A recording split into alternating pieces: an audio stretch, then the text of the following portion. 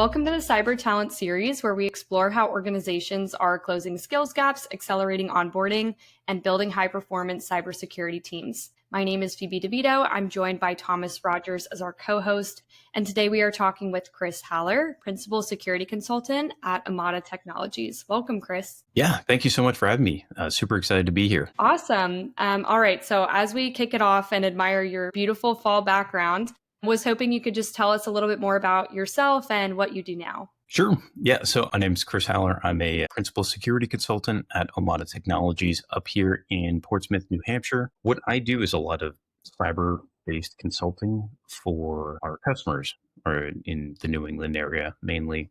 And what that means is, we do this consulting work. What I focus on is a lot of pen testing, red teaming, purple teaming, that kind of very in-depth, hands-on type of cyber assessments.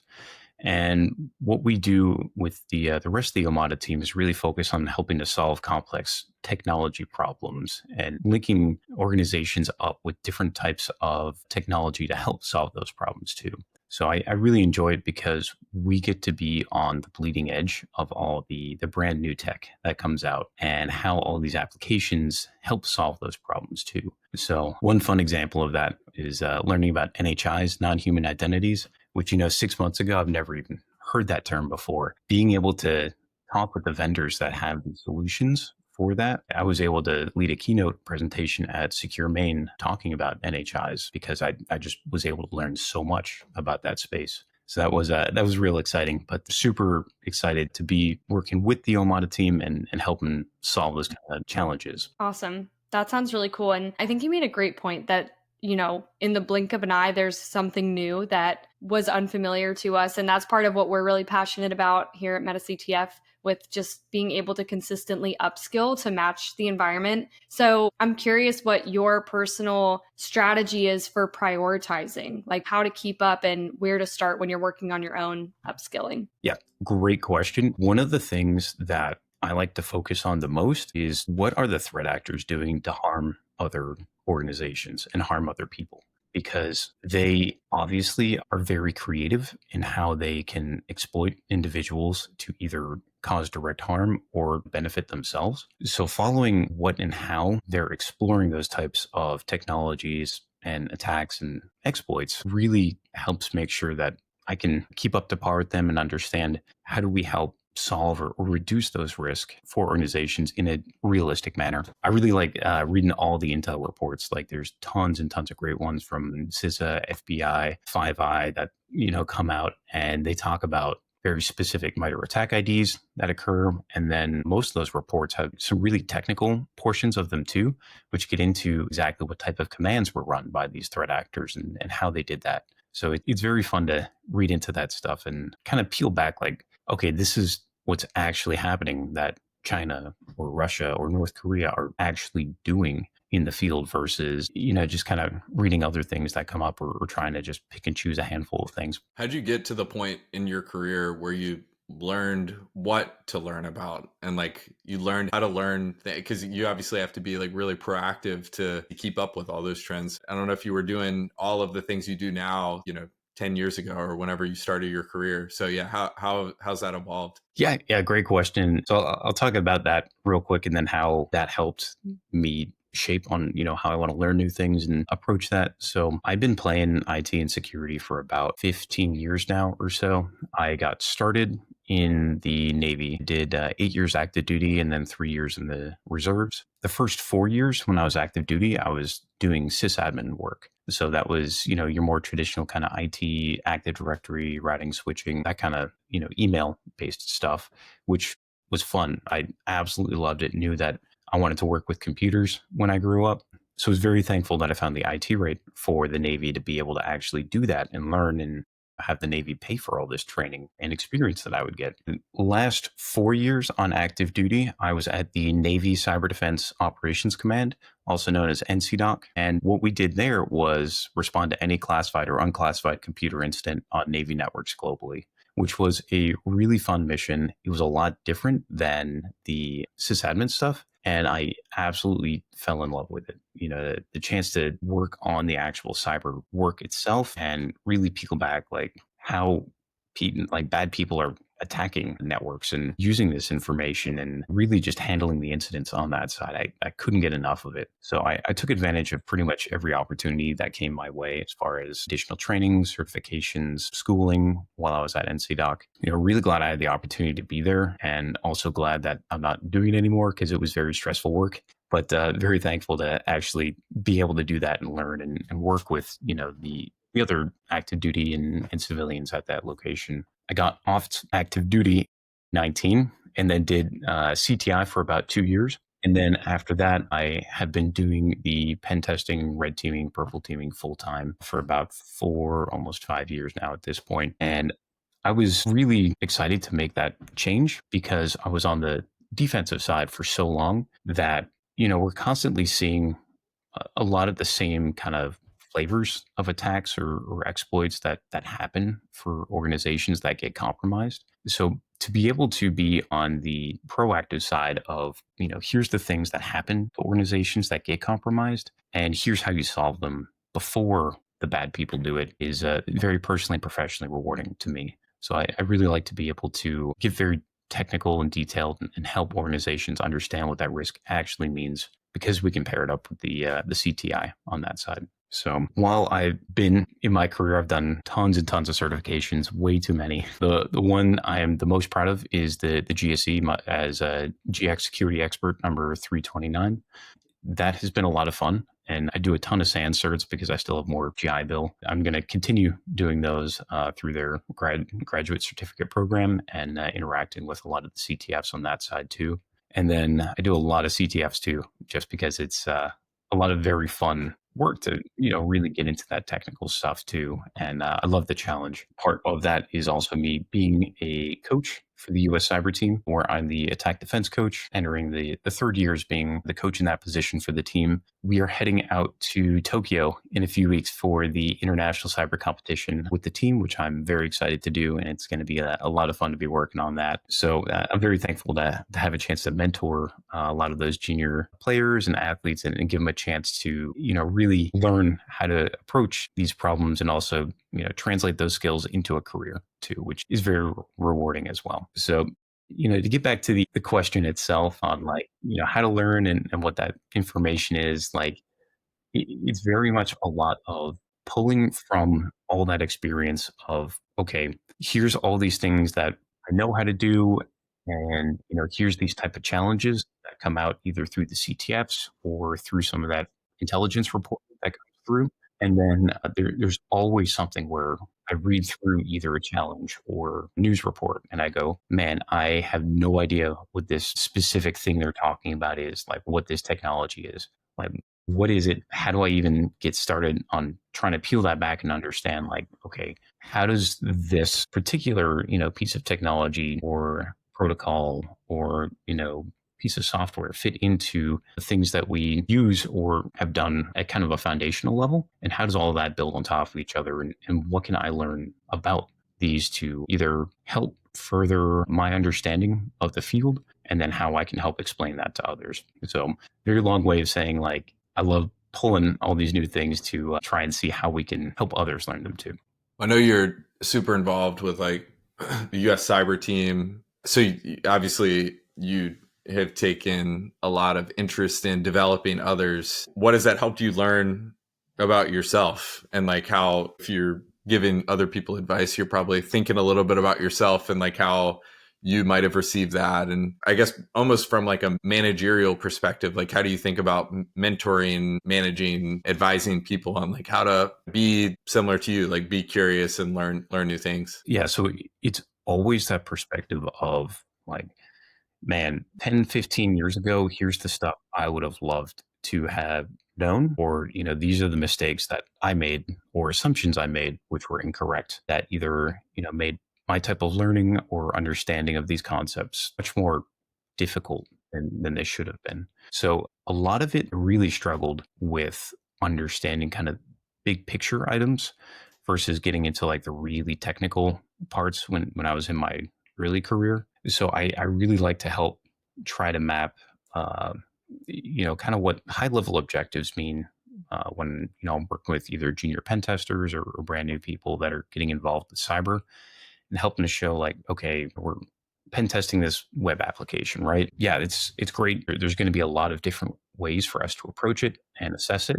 But the most important one is understanding what the business context of the application is, why it was developed, what problems does it solve, and then doing kind of more that threat modeling side of if I was a bad person with bad intentions, what would cause the most impact to someone using this application or the business that relies on it to operate correctly? So it may not necessarily be RCE or something crazy that we would expect, like the most impactful technical findings would be. It could be something as easy as just convincing the application to make a bank transfer that they didn't intend, or replace a Bitcoin wallet with one that is different than it reports to the user, which isn't necessarily a technical exploit as much as that business logic of what actually causes that harm to the organization. So one thing I wanted to ask you about, you mentioned your impressive list of certifications, and Thomas made a really cool point that you've moved from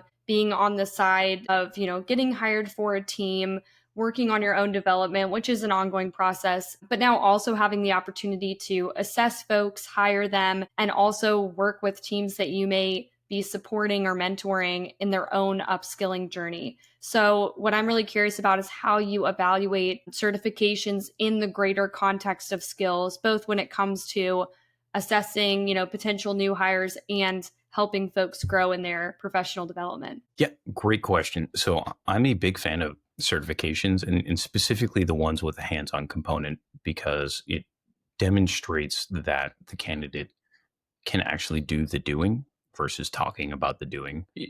Understanding theory is important, but we can do anything in theory. So like a good example I like to talk about is I can guess your RSA 2040-bit private key in theory, right? I could totally do that in theory. If I actually could do that, I would be one phone call away from owning a private island. There's this whole concept of security theater where people really like playing up either the worst case scenarios or some level of technical worries and playing those completely out of realistic scope. So when I can talk to someone who has a certification like OSCP or some of the new hack the box ones or TCM, SANS, like those all have some kind of hands-on component. And specifically what I look for too is going beyond just the certifications, but I'm really interested in looking at what kind of CTFs someone has done. That's not necessarily to say that I don't consider candidates that don't do CTFs as much as that is a much better way for me to understand and get a handle on what your level of technical aptitude is. And what I'm the most interested in reading are write-ups for CTF challenges, because that's what shows me, not only can you do the technical part of actually peeling back a challenge and understanding what the issues are, but discussing what the actual problem is and talking about how you approached it in a methodical way, and then conveying that information in a way that we can actually tell a team that's responsible for securing it, whether it's a sysadmin that needs to change a configuration or a developer that needs to make code changes and why they're a problem. So I'm very interested in a lot of those different kind of portions of it. And the offensive certifications are phenomenal for learning. I absolutely love and really encourage people to do that so they can get that learning done and don't stop at the learning, but work on the application of that knowledge too, and what that actually means in a non-lab scenario too.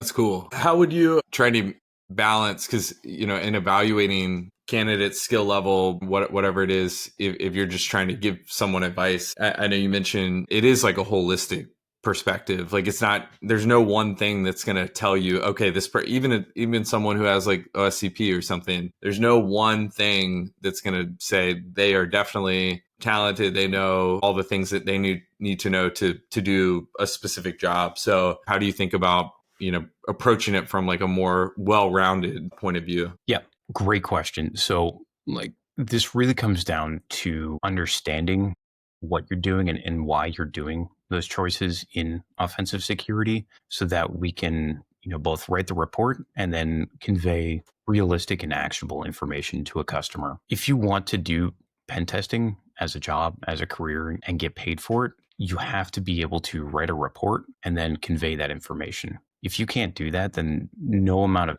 technical expertise is going to get you hired or do that, because the customer expects a report and they expect to be given the information on how to actually make those changes. So I really like talking about and understanding kind of what that, again, like that holistic view, like you were saying, and then that high level view of, what does all this stuff actually mean to an organization? How does this affect their business processes versus just, certain levels of technical pieces? And then I'm very interested in understanding, what a candidate's foundational understanding of protocols and systems and information. Because if we're giving security recommendations on how to make something safer, you need to have that fundamental understanding of how it works in the first place. Because if you can't describe how these things are supposed to be working at all, how can you possibly give recommendations on how to make it safer? Or you're just relying on tools that spit out information without giving, any value to the customer at that point. Slight variation to that question, but I know we talked about this at Black Hat a little bit, but you've been doing a lot more on like the evaluation of tools. And I think you have a pretty interesting perspective on like all the cool new innovative things that companies are doing, like vendors are doing in the security space. So I'm curious, like from an individual perspective, how do you think about learning these tools and using them? Because they are integral in a lot of cases to becoming a successful security professional. So how do you think about personal development from a tooling perspective? Sure. And as far as tools, are you asking about like tools we would use in like a CTF or in a pen test or something, or more just tools in an organization to help protect themselves? I think any of them, because broader than just this, there's obviously a lot of really cool like open source tools that are very functional and helpful. Companies are purchasing tech stacks are bigger than ever. Companies are expecting people to learn how to use these tools, and they're investing a ton of money in them. So I guess kind of a combination of that. Yeah, great. Yeah, this all really comes back to the idea of what is the problem that we're trying to solve with this tool? Because a lot of them have all these bells and whistles and crazy things they can do. It's like, okay, I like that we can do that, but like, what are we trying to actually prevent or enable when we're doing these kinds of things? So there are a lot of really cool ones that we've been using and dog fooding. A lot of them are really centralized around things like identity, which is some more of that bleeding edge stuff that we're seeing in a lot of locations and that customers are trying to fill that gap in. So one in particular is push security, where it's a browser extension that actually goes in your browser.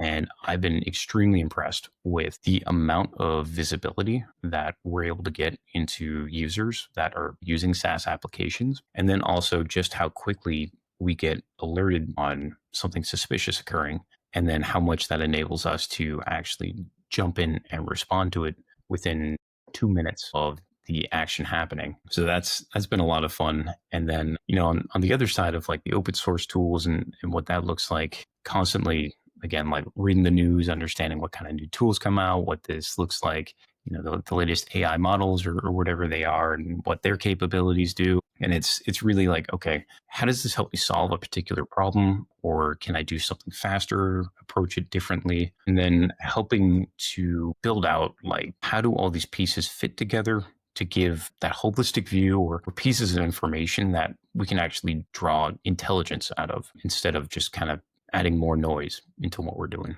That's awesome. Cool. So you touched on this a little bit at the beginning, and it is so interesting, your work coaching and mentoring for US Cyber Games. You mentioned you're going to Tokyo soon. Are you also going to Poland soon? So the team went a few weeks ago. I did not go to Poland, but they did. They came in second overall, I think about 50 teams, and then first in the guest bracket. So It's incredible. Extremely proud of what they did. That's awesome. That's some great momentum going into Tokyo. Yeah. Yeah, so I'm curious, we talked about, that's on obviously this broader scale, and on a more minute scale, we have CTF. So I'm curious, from your perspective, what makes competition such a powerful breeding ground for training and upskilling? Yeah. So my favorite part about it is that it gets people energized, because we get the flag, we get to put it in, and we actually solve problems. And it's not in a lab environment. So it's important to make sure we understand how to use the tools and leverage them in the right ways. And when we're learning, going through either certifications or school or something along those lines, it is important to have lab environments for us to play around with the tools and understand what these things do. When we get into actual cyber scenarios where we're responding to incidents or gathering information or performing an assessment, there's no manual on how to respond to Russia or China getting in the environment with those tools, right? It's never going to be a lab environment. It's always going to be here's 100 gigabytes of PCAP. Go ahead and find them, right? It's like, okay, that's great. Where do I even start? What do I do? So anyone that's never done a CTF, the first time they do a CTF, it is that overwhelming feeling of, I don't even know where to start. I don't even know what to do. And you just gotta do it. Just jump in, don't wait. Like, it really is rough the first few times you do it. And that's where you learn the most. There's a lot of value in the struggle because it helps cement what those ideas are and how to actually build a tool set to learn new things and apply them versus just copy pasting commands out of somewhere else. So it's, really one of my favorite things to do and get started. Great. How have you, and I guess what have you learned from the US cyber team that you've applied to like your work? Because obviously that's probably more of like a passion project for you. Like how have you taken that and applied it to what you do on a daily basis? Oh yeah, there are some unbelievably talented individuals, athletes, and players that we have on the team. It is truly exceptional, the amount of talent. So it is so rewarding to be involved and to help them kind of turn that talent into a career as well. And then also give them the right kind of direction on which ways to go with that information. So I've learned a lot of cool stuff, whether it's, ways of programming or approaching a problem or how players solved certain challenges and then walking through to the rest of the team like, hey, I saw this and this meant this, which is why I looked in this area and we have to put these things here. So being able to just see how these team members have been actually solving those challenges and building their own tools or recommending new tools has been a lot of fun. And I've been able to pull a lot of good stuff out of that too to apply in some actual professional scenarios as well. Having worked at, a series of companies, and I think our company being one that's focused on development, and I think we are intentional about focusing on professional development and what's the employee experience and things like that. I imagine there's a lot of parallels between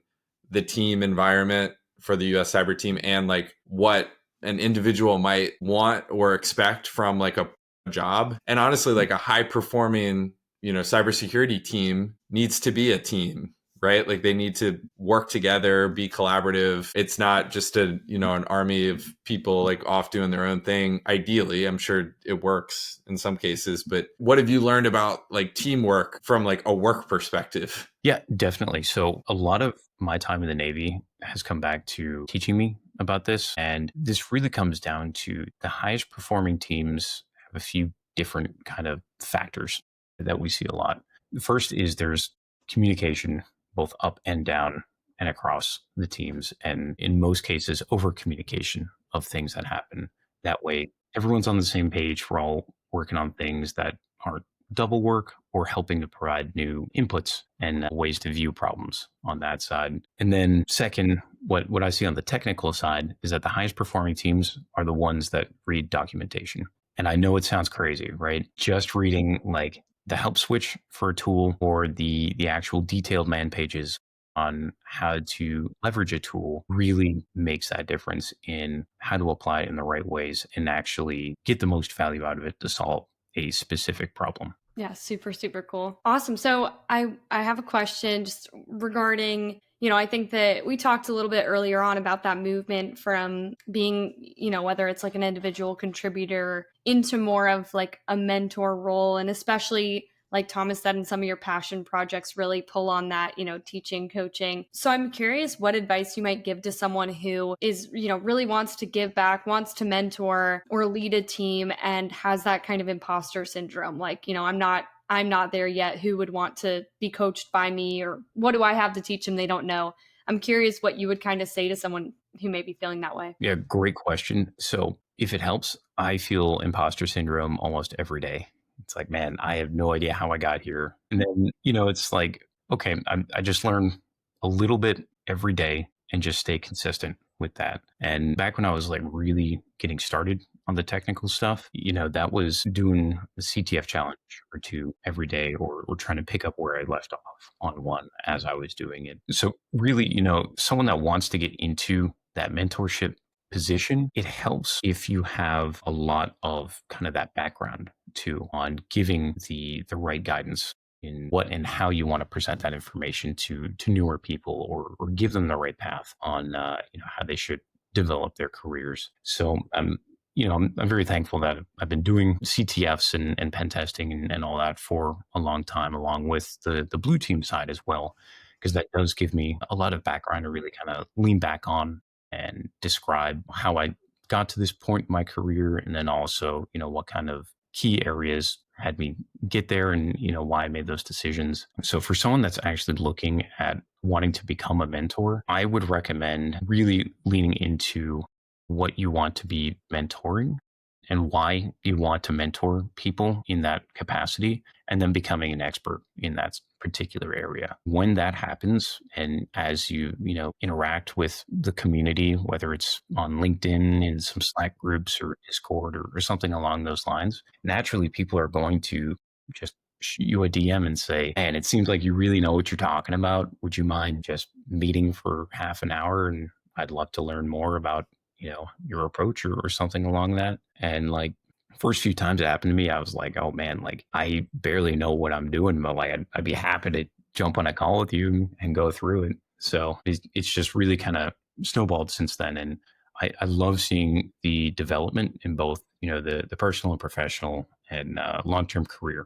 progression for these junior individuals. And I'm very thankful that they do come to me with those questions too, because it's a lot of fun to help show people what path I would recommend. And it's even better to see them, going down that path too, versus just kind of talking about it. Awesome. Yeah, that's super cool. Curious if you have any particular story that comes to mind of like something that was just super rewarding, that either you gave advice that landed with someone or really got to watch someone grow. Yes. Yeah. There have been a handful of athletes from the US cyber team who I've spent a lot of time talking with over the last 3 or 4 years. And, they're very involved in a lot of CTFs, not just, like the US cyber team that, we go compete a few times internationally a year. So it is really great to see a lot of these players who are either finishing high school or finishing college, and getting prepared to enter the workforce, to actually give them that no nonsense of, okay, you do very well in this technical area, and we have to make sure that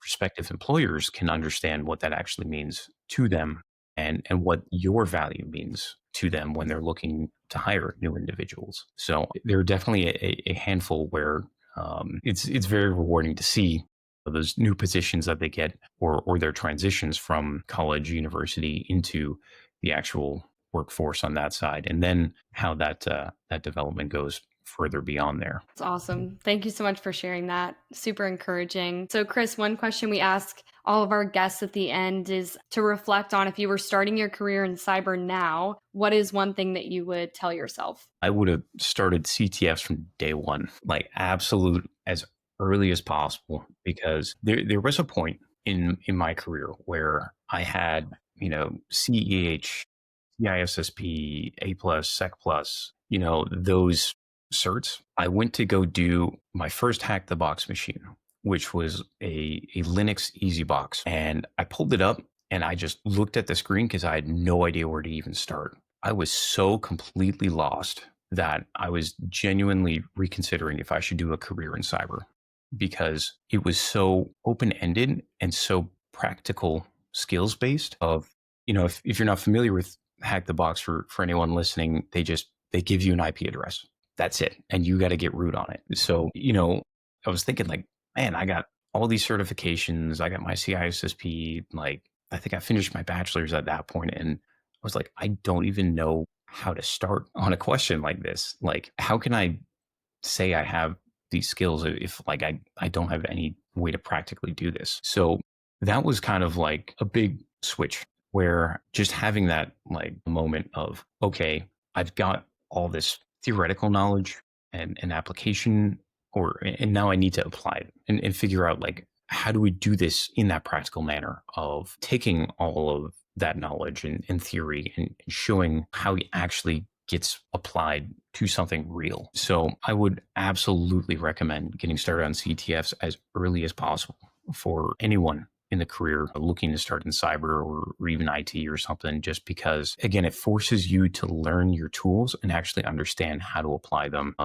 and make sure that like, hey, this is how things actually get done. So when there is some kind of crisis moment where you're responding to an incident or, some major intelligence comes out and you have to check and see if you're affected or not, it's not, 4 to 6 hours of spinning your wheels trying to figure out where to even start. It's okay, like, here's how we actually find out if that port is open on our firewall, or, here's how you actually zip a folder in PowerShell. Small things like that, and having the confidence to be able to do that accurately. Yeah, perfect. Thank you so much, Chris, for joining us today. This was fantastic. Yeah, thank you for having me. I love the stuff you guys do and really enjoy doing all the stuff together. So thank you so much for having me. Well, thanks, Chris.